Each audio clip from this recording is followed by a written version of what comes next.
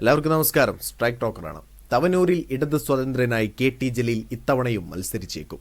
തെരഞ്ഞെടുപ്പ് മത്സര രംഗത്ത് നിന്ന് പിന്മാറുകയാണെന്ന മുൻനിലപാടിൽ ഉറച്ചു നിൽക്കുകയാണെങ്കിലും പാർട്ടി ആവശ്യപ്പെട്ടാൽ പുനരാലോചന നടത്തിയേക്കുമെന്നാണ് ജലീലിന്റെ പ്രതികരണം.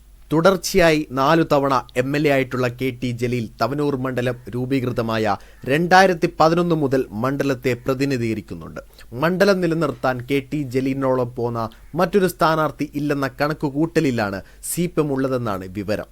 നിർണായക പോരാട്ടത്തിൽ ജയസാധ്യതയുള്ളവർക്ക് CPM മുൻഗണന നൽകുമ്പോൾ തവനൂരിൽ ഇടത് സ്വതന്ത്രനായി KT ജലീൽ തന്നെ എത്തുമെന്നാണ് സൂചനകൾ. ഇതിനിടെ UDF സ്ഥാനാർത്ഥിയായി PV അൻവർ തവനൂരിൽ എത്തിയേക്കുമെന്ന അഭ്യൂഹവും മണ്ഡലത്തിൽ ഉയരുന്നുണ്ട്.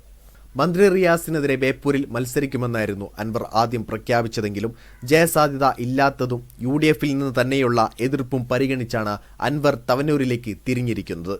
PV അൻവർ വരികയാണെങ്കിൽ സ്വാഗതം ചെയ്യുന്നു എന്ന് സ്ഥാനാർത്ഥിത്വം സംബന്ധിച്ചുള്ള ചോദ്യത്തിന് KT ജലീൽ പ്രതികരിച്ചു. നിലവിൽ കോൺഗ്രസ് മത്സരിക്കുന്ന സീറ്റാണ് തവനൂർ.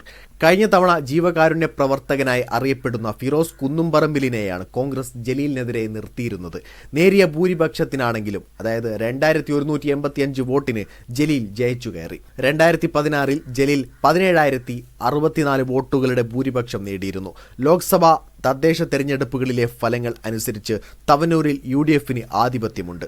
എന്നാൽ KT ജലീലിനുള്ള സ്വാധീനം ഇത്തവണയും മണ്ഡലം കൂടെ പോരുമെന്ന ആത്മവിശ്വാസത്തിലാണ് LDF.